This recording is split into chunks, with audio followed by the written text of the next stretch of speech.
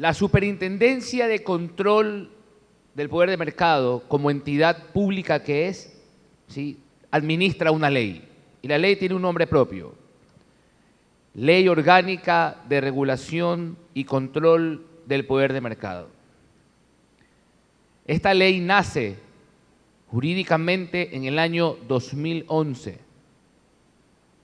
y digamos que llega a implementarse operativamente a partir del año 2013, cuando la institución toma cuerpo. Se nombró a la autoridad máxima, el doctor Pedro Páez, y empezó a constituirse, ¿sí?, este cuerpo llamado superintendencia. Es decir, que para agosto del 2015, siendo un poco holgados, podríamos decir que tenemos 2 años con una ley en marcha, ¿ok? Lo cual no quiere decir que son 2 años en que los operadores económicos debieron cumplir con la norma. La norma debe ser cumplida a partir de octubre del 2011. Esta ley es conocida en el argot mundial como ley antimonopolio. Y no somos los pioneros, sino todo lo contrario, diría yo. La primera ley de este tipo nació hace cerca de 2 siglos atrás y nació en los Estados Unidos. Es decir, leyes antimonopolio no son leyes asociadas con gobiernos comunistas o socialistas, sino también con gobiernos ultracapitalistas. Es decir, leyes como estas pertenecen a todo gobierno o país que adopta la economía de mercado como el mecanismo válido para intercambiar sus bienes y servicios. ¿Ok? Entonces, primera idea clara, no somos pioneros en leyes como estas. Recién en el 2011 surgen este tipo de leyes, lo cual nos hace concluir muy rápidamente bajo qué orden se desempeñaban las actividades comerciales en el Ecuador desde muchísimo tiempo atrás hasta el 2011. Como yo a veces digo, en el ámbito comercial, el hacha y el machete era la política y el marco normativo para hacer negocios en el Ecuador. Yo tuve un foro hace cerca de 2 meses atrás en una universidad de aquí de Guayaquil con la Facultad de Comunicación y Marketing. Y voy a ser sincero, no fue el foro más amistoso en el cual había participado, porque logré percibir cómo la idiosincrasia de jóvenes como ustedes todavía mantiene un status quo nocivo para el propio mercado.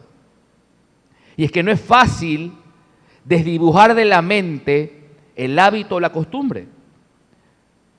¿Sí? Recogiendo frases de otra índole, dicen que hasta la costumbre es más fuerte que el amor. Y acá creo que no es la excepción. ¿Sí? Y tocábamos un tema muy interesante que era la publicidad engañosa, que lo vamos a ver ya mismo. Y para aquellos muchachos, la publicidad como tal era una patente de corso que inclusive debería permitirles engañar porque era un recurso natural para captar clientes. Entonces, eso nos permite ver qué tan enquistado ha estado la práctica contraria a la competencia, que pensamos que lo incorrecto es correcto. Otro ejemplo, en un foro mucho más amigable, eso sí, espontáneo, muy espontáneo. Una empresa, de hecho un delegado de una empresa, me hacía una pregunta y se las planteo igual como me la planteó el caballero. Me decía lo siguiente: economista, ¿qué ocurriría si yo como empresa grande veo que una empresa pequeña entra a competir en el mercado conmigo y me pone precios bajos, dañándome el mercado? ahí yo realmente paré y le dije, mire, justamente eso es lo que debemos cambiar. Porque el precio bajo por sí mismo, ¿sí? No digo por debajo de costo, el precio bajo por sí mismo, lo que a usted le está haciendo es invitarlo a competir, lo que para mí como autoridad de competencia es bueno y está mejorando el mercado y no dañando el mercado como usted lo está viendo. Entonces, vean cómo el concepto y la concepción de la competencia o los aspectos normativos de bueno o malo están tan trastocados en el Ecuador, tan atrofiados en el Ecuador, por tantos años de ausencia de leyes como la que hoy tenemos en el Ecuador. Esta ley no aplica o no debe ser vista como que es para los grandes. No, señores, no, señoras. Esta ley genera y otorga derechos para toda la ciudadanía. Porque nosotros como ciudadanos en un rol de consumidores tenemos muy ciertamente una exposición cotidiana a los mercados. Por tanto, no es un tema que debo verlo distante, sino verlo muy cerquita y todos los días. La ley tiene 4 objetos claros y van aspectos de comportamiento. Aquí no importa si hay alguien que controla el mercado, que tiene el poder absoluto del mercado. La estructura del mercado no es sancionable por la ley, sino el comportamiento de aquel o aquellos que mantienen poder en el mercado. ¿Qué comportamientos son sancionables? Que son los objetos. El abuso de ese poder de mercado que tiene o tienen operadores económicos. Que entre operadores económicos decidan coludir, ¿sí?, para disminuir la competencia que pueda haber en un mercado. Van 2 comportamientos. Tercer comportamiento, que los que participan en un mercado no se comporten ética y honestamente.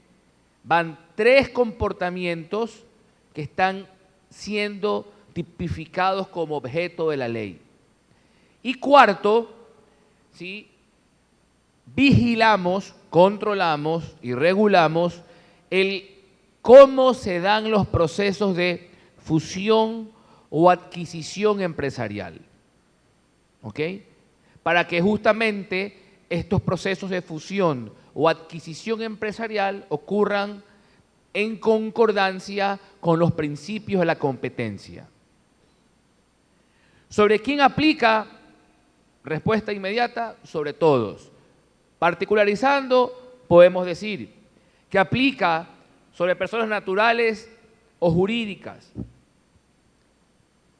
públicas o privadas, nacionales o extranjeras, con o sin fin de lucro, que actual o potencialmente realicen actividades económicas en todo el país, gremios, y las que actúen fuera del país en la medida en que sus actos, actividades o acuerdos produzcan o puedan producir efectos perjudiciales en el mercado nacional. ¿Conmigo coinciden? Todos. La ley aplica sobre todos. Preguntas que me hacían alguna vez, ¿y por qué aplica sobre personas naturales? Pues obvio, en un mercado, en muchos mercados, el lado de la demanda, los consumidores, somos ciudadanos comunes y corrientes, pues. Somos personas naturales las que pudiéramos ser afectadas. Entonces, es natural que esté este tipo de personería como ámbito de aplicación de la ley.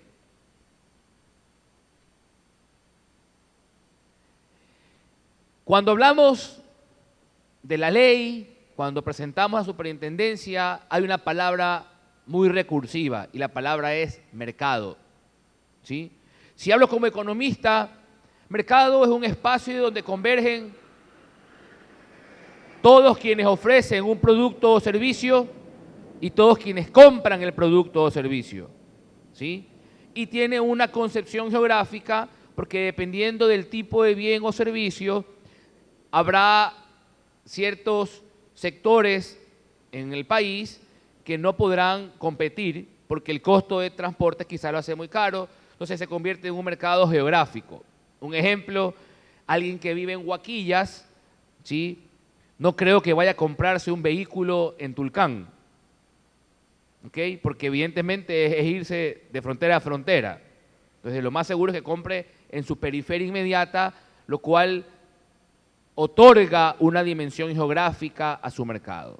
En la ley hay que poner a este concepto económico, ¿sí?, toda una definición más formal. Mercado relevante es ese mercado que estamos conversando, ¿sí? Y el mercado relevante, de acuerdo a la ley, ¿sí?, es el conjunto de productos y áreas geográficas en el cual se desarrolla la actividad económica o al cual pertenecen los grupos específicos de vendedores y compradores que participan en dicho mercado. Ni más ni menos lo que la definición económica decía. Esto está en el artículo 5 de la ley. ¿Cómo identificamos el mercado? Primero, tengo que ver, por ejemplo, qué productos o servicios sustituyen al producto de interés. Si los clientes o compradores consideran que el micrófono con el cual yo hablo ahorita es sustituto del que va auricular o del que va en la solapa, ¿sí?, o el inalámbrico, pues entonces todos esos constituyen el espacio de productos o servicios de los cuales voy a ver sus productores, quienes lo ofrecen y quienes lo compran, ¿ok? Entonces, cuando hago un análisis de mercado relevante, no puedo quedarme con el simple producto de interés o de denuncia, sino que debo evaluar qué producto sustituye ese y si existen productos sustitutos, esos deben ser parte también del mercado relevante. Y luego de eso, identificar quién ofrece esos productos o servicios, quienes lo compran y el mercado geográfico.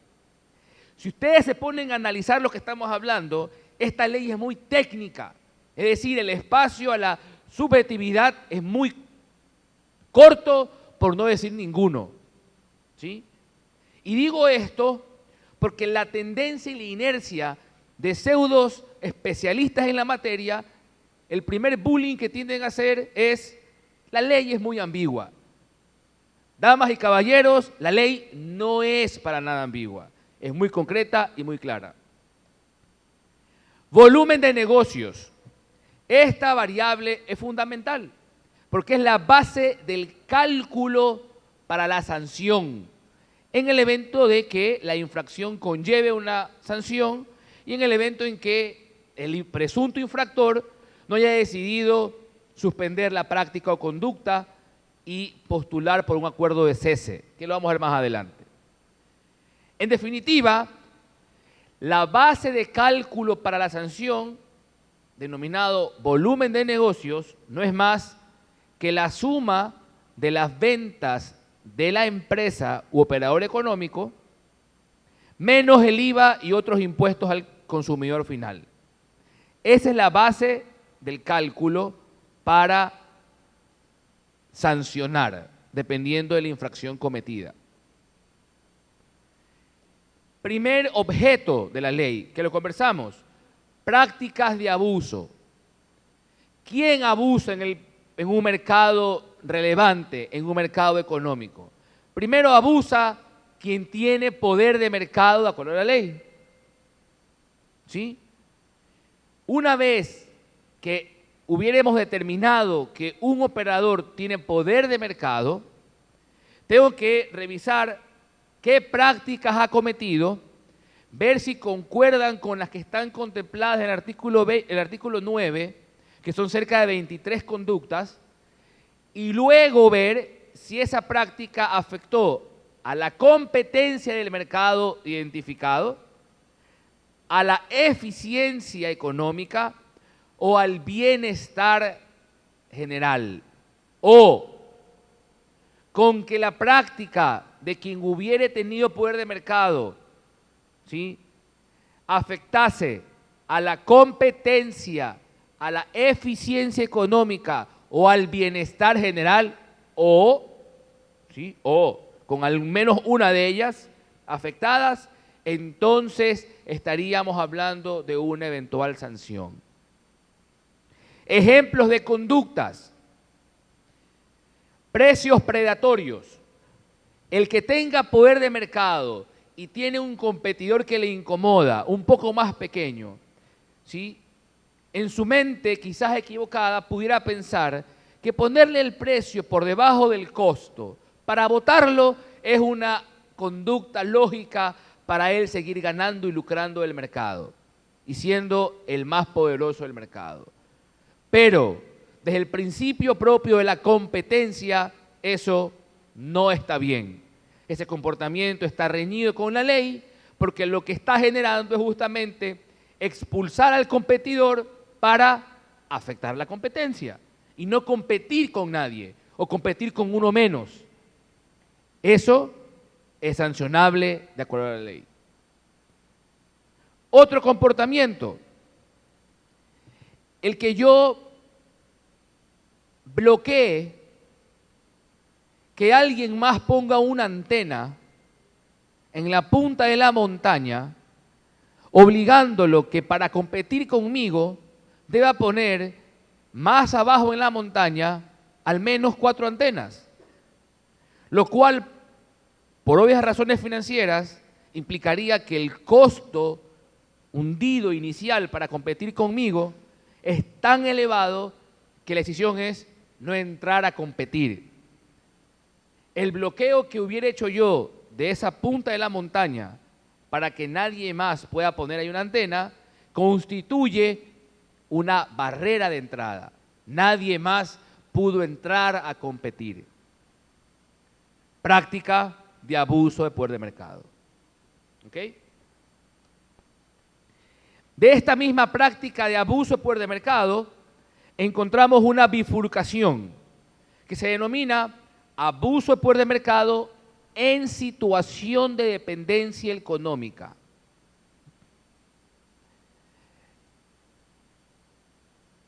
Cuando uno es hijo y depende del padre o de los padres, ¿sí?, debe agachar la cabeza, porque si no, no es la mesada y si no, no se va a la fiesta, ¿verdad? Si yo extrapolo ese ejemplo a un mercado económico, puede haber relaciones muy parecidas a nivel empresarial, donde quizás una empresa pequeña dependa comercialmente de forma significativa de algún cliente, ¿sí? Y bajo esa relación, el que se sienta padre puede abusar de esa dependencia y exigir condiciones extracontractuales, ¿sí?, porque es el papá de quien depende la otra empresa. Esas visiones lucen más de la época de la colonia, donde había el gran hacendado que sometía a toda un grupo a que produzca gratuitamente el gran cacao. En un mercado económico del 2015, el abuso de esa dependencia económica realmente es indeseable, realmente es avergonzante y realmente no debería existir.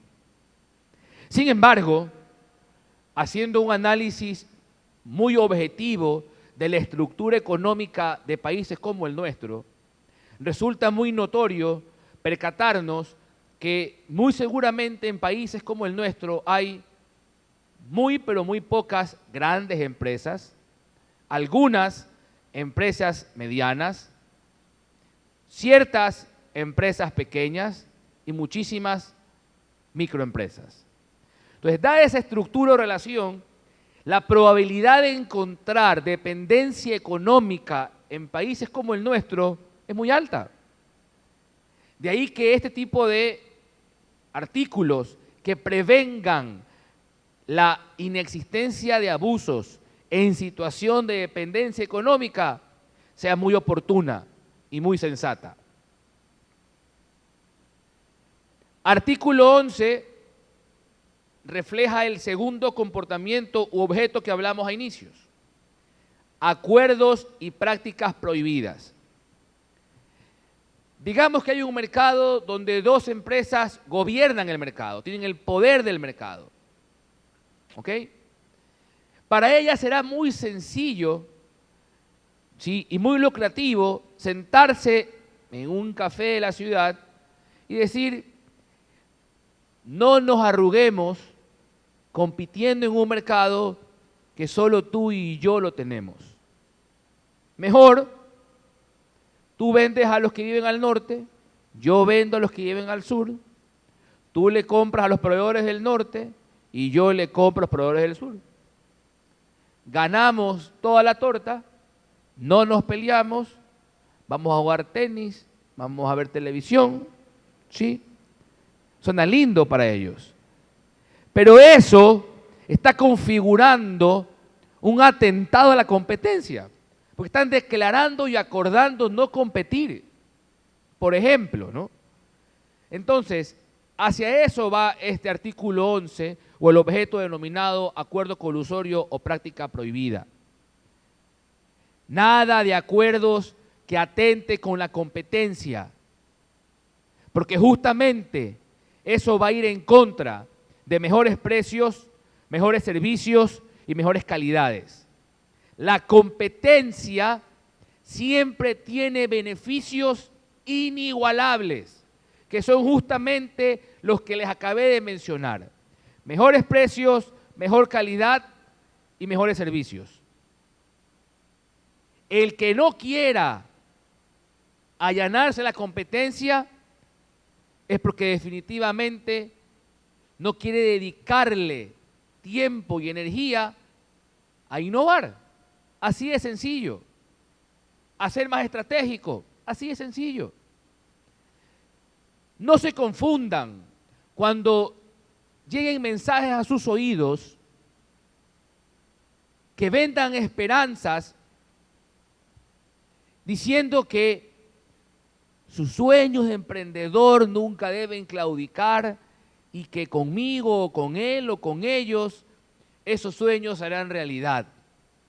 Cuidado con mensajes como esos, que en realidad no están mal, pero son verdades parciales. Porque la verdad total está en esta ley. Un sueño de emprendimiento se convierte en un sueño real, de carne y hueso, cuando el mercado otorga las condiciones adecuadas de competencia. ¿De qué me sirve tener un sueño de emprendimiento cuando el que tiene poder en el mercado, donde yo puedo hacer realidad mi sueño, me tranca una barrera de entrada de la cual nunca voy a poder entrar? Se quedó en un sueño. Entonces, cuando lleguen esos mensajes a sus oídos, levanten la mano, levanten su voz y digan con una pregunta muy contundente: ¿cómo y cuál va a ser su política de competencia de la mano con la ley orgánica de regulación y control del poder del mercado? Un sueño de emprendedor, un emprendimiento soñado, quedará justamente ahí, en la mente y en el corazón atrapado, si el mercado no funciona adecuadamente. Eso va de la mano, y esta es la verdad total. Prácticas desleales. Tercer objeto de lo que vimos al inicio del PowerPoint. Sencillamente, la práctica desleal es aquella práctica, conducta o comportamiento que está reñida con la honestidad y la ética.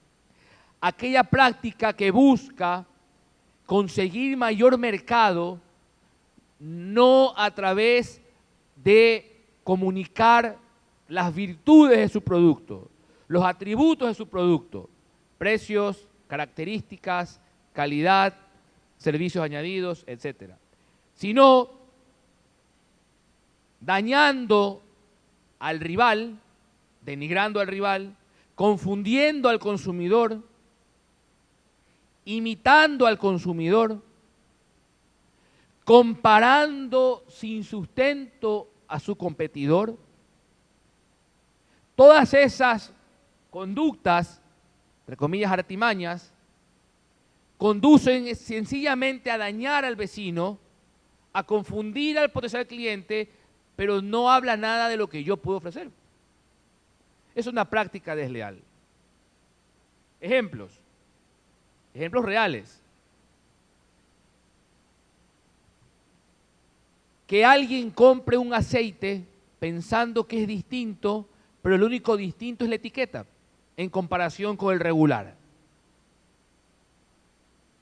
Díganme qué conducta correcta podemos observar ahí.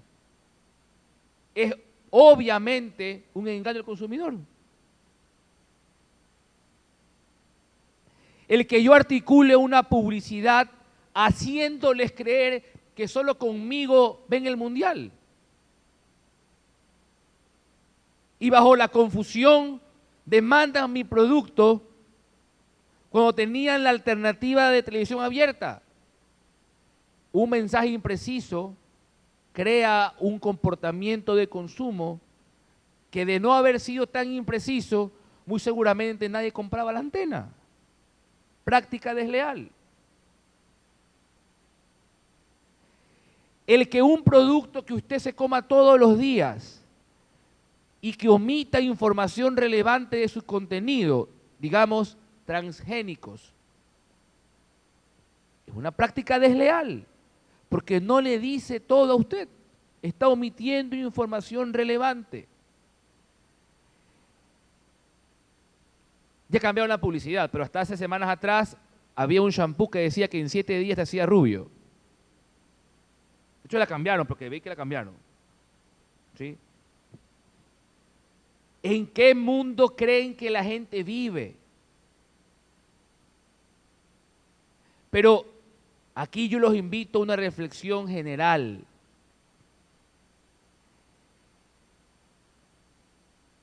Y hablamos algo al respecto al inicio de mi charla.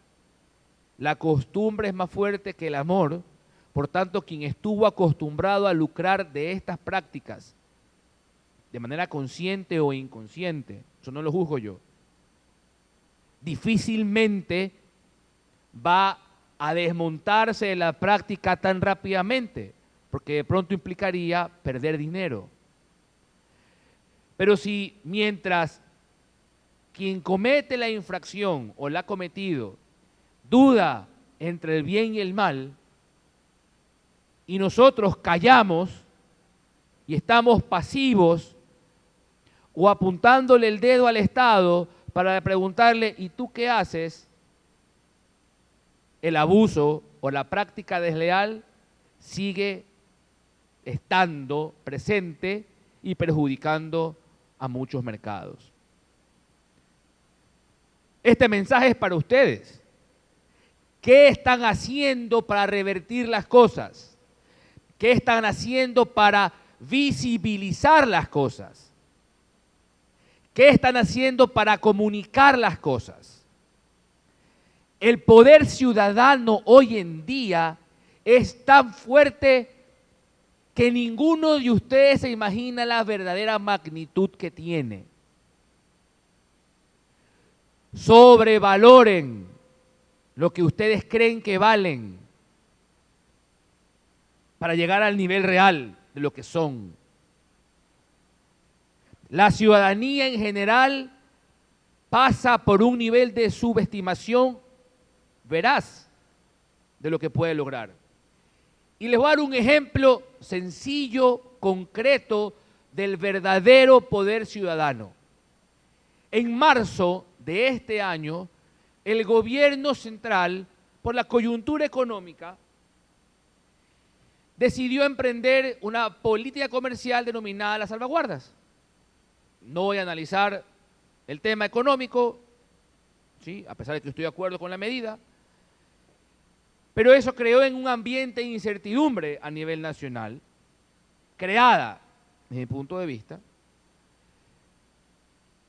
Y en esos días saltó un video en las redes sociales de un supermercado en donde el perchero estaba con un carrito de compras, metía la mano en la percha y racatán, todo el carrito de compras. Ahí acaba el video.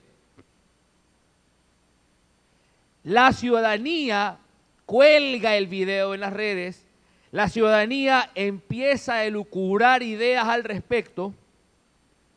Acto seguido, las cadenas de supermercados lanzan un comunicado dejando claro de que esas acciones no tenían finalidad de acaparar productos para embodegarlas y que habiendo sido compradas a precios sin salvaguarda, luego puedan ser preciadas a precios con salvaguarda. Ellos dejaron clarito de que era sencillamente una renovación de perchas. Estoy describiendo lo que ocurrió en las redes sociales, donde nosotros no lanzamos el video, no comentamos nada, donde el gobierno tampoco lanzó el video, tampoco comentó nada.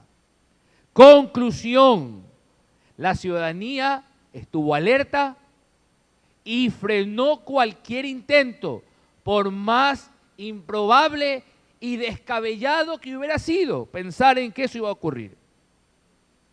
Sin embargo, paró algo de raíz.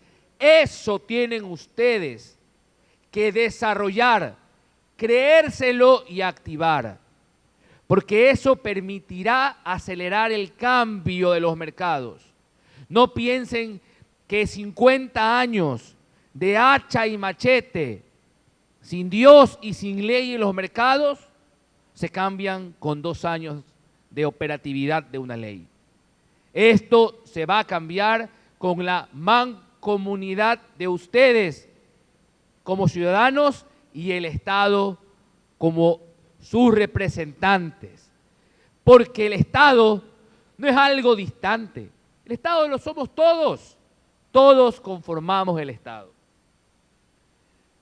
Como les decía, la cuarta dimensión, concentración económica, simplemente indica en la ley de que debemos estar vigilantes de cómo se configuran estas fusiones, adquisiciones, etcétera. ¿Ok? Finalmente, ¿a qué están expuestas las empresas? A multas muy altas, de hasta el 8% si la infracción es leve, de hasta el 10% si la infracción es grave y de hasta el 12% si la infracción es muy grave. Hace un año atrás y más, se sancionó a un operador económico bajo una infracción leve de abuso de poder de mercado. La multa fue de 138 millones de dólares. Por eso buscamos promover la competencia antes que sancionar. Muchas gracias.